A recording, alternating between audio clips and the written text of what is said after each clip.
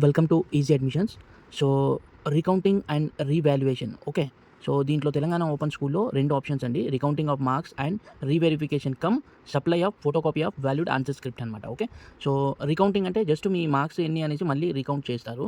And అదే reverification supply of photocopy of valued answer script అంటే మీరు ఏదైతే పేపర్ రాశారో ఆ పేపర్ అనేది మీ ఇంటికి జిరాక్స్ తీసి పంపియడం జరుగుతుంది. అది బై పోస్ట్ కావచ్చు ఆర్ ఈమెయిల్ ద్వారా కావచ్చు. ఓకే. సో, ఎవరైతే సాటిస్ఫై లేరో మార్క్స్‌తోని నేను బానే రాశాను బట్ నా మార్క్స్ ఇలా వచ్చాయి అనేసి అనేవాళ్ళు అప్లై చేసుకోవచ్చు.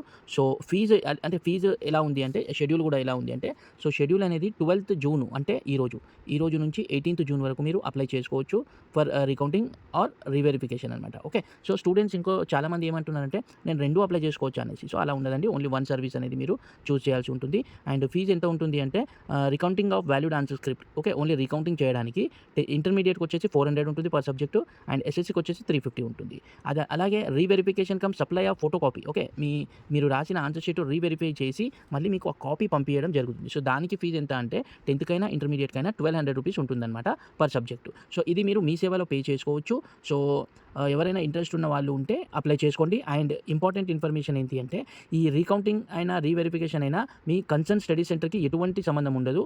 ఓకే. ఎందుకంటే మీ మార్క్స్ పెరిగినా, తగ్గినా అది మీకే ఇంటిమేషన్ వస్తుంది. స్టడీ సెంటర్ వాళ్ళకు ఎటువంటి ఇన్ఫర్మేషన్ ఉండదు. సో, మీరు అప్లై చేసేటప్పుడు మీ complete postal address with pin code and email address, mobile number కరెక్ట్‌గా ఇవ్వండి. ఎందుకు అంటే దానికే మీకు అలర్ట్ అనేది వస్తుంది. ఓకే. సో, ఇది ఎలా అప్లై చేయాలి అనేది కూడా నేను ఒకసారి నెక్స్ట్ వీడియో చేసి చూపిస్తాను.